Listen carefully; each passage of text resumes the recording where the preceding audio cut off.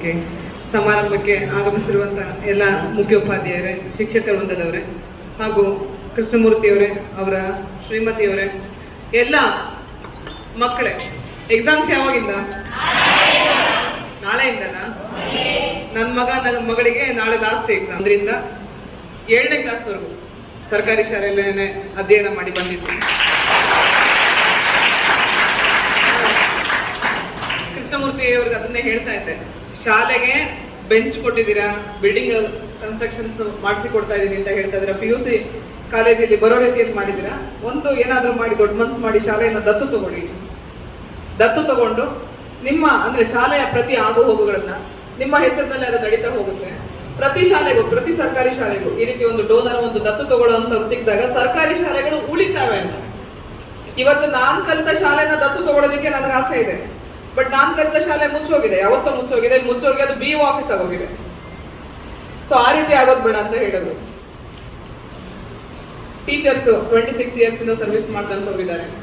ಅಂದ್ರೆ ಈ ಟೀಚರ್ ಅನ್ನೋದು ಹೇಗೆ ಅಂತಂದ್ರೆ, ನಾಳೆ ಒಂದ್ 2 ವರ್ಷ ಆದ್ಮೇಲೆ, 3 ವರ್ಷ ಆದ್ಮೇಲೆ ನಾನು ಜಾಯಿಂಟ್ ಕಮಿಷನರ್ ಇಂದ ಟ್ರಾನ್ಸ್ಫರ್ ಆಗಿ ಹೋಗ್ಬೋದು, ರಿಟೈರ್ಡ್ ಆಗ್ಬೋದು.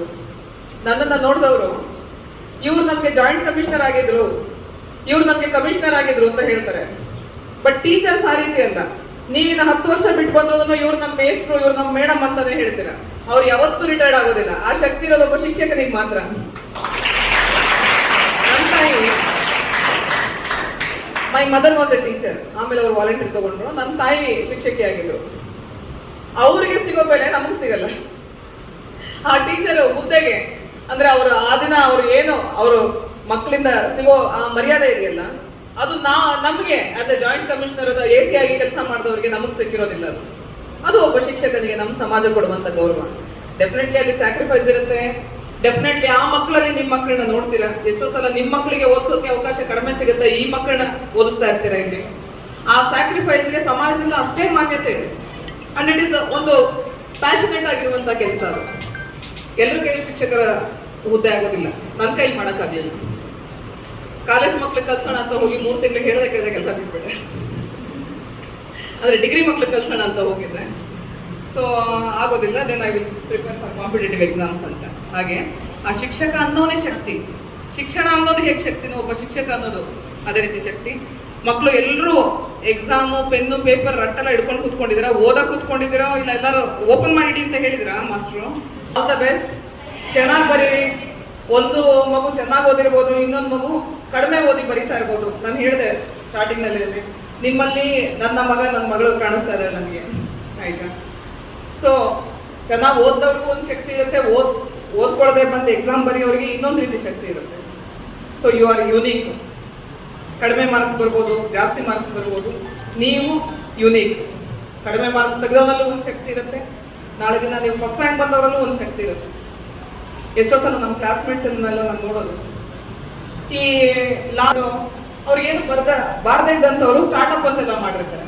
ಇವತ್ತು ನನ್ನ ಹತ್ರ ಒಂದು ಕೆಫೆಟೇರಿಯಾ ಇದೆ, ಒಬ್ಬ ಅಂತೂ ಅವತ್ತೊಂದು ಶಾಲೆನೇ ಇದೆ ಅಂತೆ. ನನ್ನ ಕ್ಲಾಸ್ಮೇಟ್ಸ್, ನಾನು ಅವನಿಗೆ ರೈಸೋದಿತ್ತು, ನಿನಗೆ ಏನು ಬರ್ತಾ ಇರಲಿಲ್ಲ, ಶಾಲೆ ತೆಗೆದು ಏನ್ ಮಾಡ್ತಾ ಇದೀಯ ಅಂತ. ಅದೇ ರೀತಿ ಫಸ್ಟ್ ರ್ಯಾಂಕ್ ಬರ್ತಾ ಇದ್ರು ಹುಡುಗಿಯರು ಎಲ್ಲಿದ್ದಾರೆ ಅಂತ ಅಡ್ರೆಸ್ಸು ಸಿಗ್ತಾ ಇರ್ಲಿಲ್ಲ ನನಗೆ. ಫ್ರಂಟ್ ಬೆಂಚ್ ಅಲ್ಲಿ ಕೂತ್ಕೊಂಡು ಫಸ್ಟ್ ರ್ಯಾಂಕ್ ಬರ್ತಾ ಇದ್ರು ಹುಡುಗಿಯರೆಲ್ಲ ಎಲ್ಲೋದ್ರು ಅಂತ ಹುಡ್ಕೋದು ನಾನು. ಸೊ ಹಾಗೆ ಈಚ್ ಸ್ಟೂಡೆಂಟ್, ಈಚ್ ವ್ಯಕ್ತಿ, ಪ್ರತಿ ಮನುಷ್ಯ ಯುನೀಕ್. ಆ ಯುನೀಕ್ನೆಸ್ ನಿಮ್ಮ ಒಳಗಡೆ ಅದನ್ನ ಪ್ರತಿ ಸಲ ಪುನರುಜ್ಜೀವನಗೊಳಿಸಿ. ಆ ಯುನೀಕ್ನೆಸ್ ಏನಿದೆ ಅದನ್ನ ಪ್ರತಿ ಸಲ ನೀವು ಯು ಮೇಕ್ ಇಟ್ ಪಾಲಿಶ್ಡ್ ಅಂತಾರೆ. ಅದನ್ನ ಸ್ವಾಭಿಮಾನ ಇರಬೇಕು. ನಿಮ್ಮೊಳಗಿರುವಂತಹ ಶಕ್ತಿಯನ್ನ, ಅಂತಃಕರಣವನ್ನ ಬೆಳೆಸೋ ನಿಟ್ಟಿನಲ್ಲಿ ನಿಮ್ಮ ಶಿಕ್ಷಣ ನಿಮ್ಗೆ ಸಹಾಯ ಮಾಡಲಿ.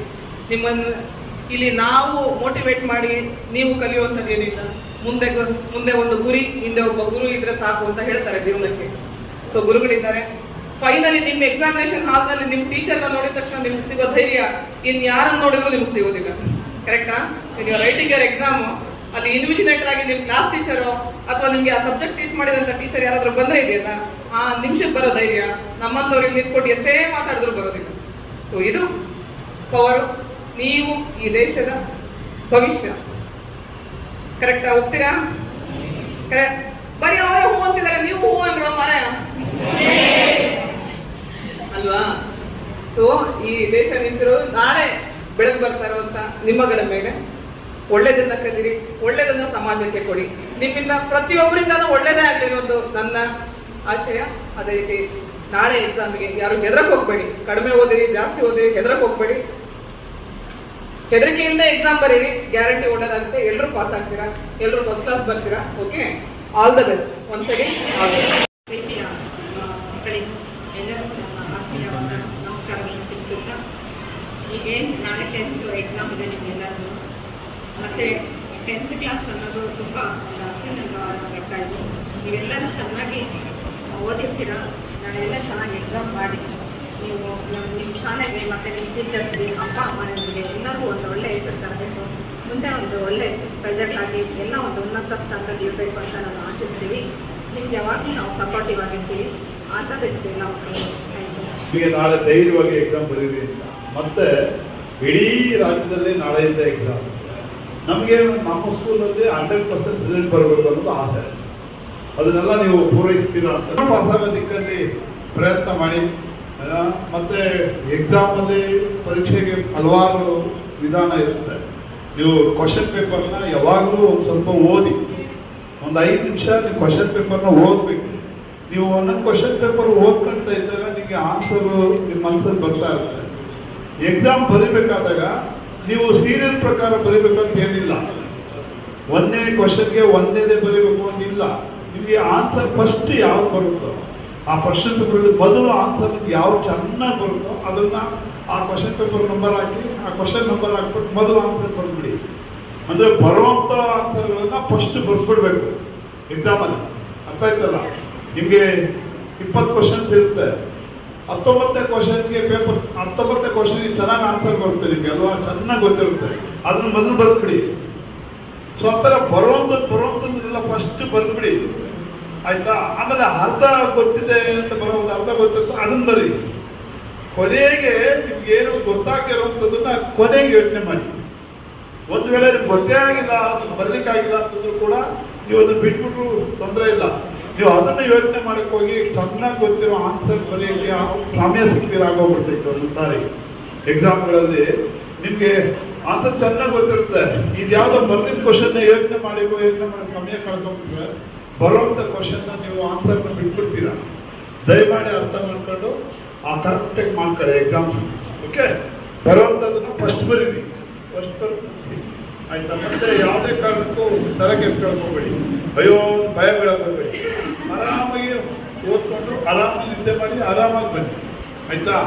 ಪೆನ್ನು ಕರೆಕ್ಟಾಗಿ ಪೆನ್ನು ಬರೆಯುವಂಥದ್ದು ಪೆನ್ ಇಟ್ಕೊಳ್ಳಿ, ಆಯ್ತಾ? ಅದು ಪೆನ್ ಇರಲ್ಲ ಅಥವಾ ಇಂಕು ಖಾಲಿ ಆಗೋಗ್ಬಿಡ್ತದೆ, ಅವಾಗ ಹುಡ್ಕಾಡ್ತೀರಾ, ಅಯ್ಯೋ ಪೆನ್ ಆಗೋಗ್ಬಿಡ್ತು, ಹಂಗೆಲ್ಲ ಮಾಡಬೇಡಿ. ಹೊಸ ಪೆನ್ ತಗೊಳ್ಳಿ, ಚೆನ್ನಾಗಿ ಬರೆಯೋದು ತಗೊಳ್ಳಿ, ಆಯ್ತಾ?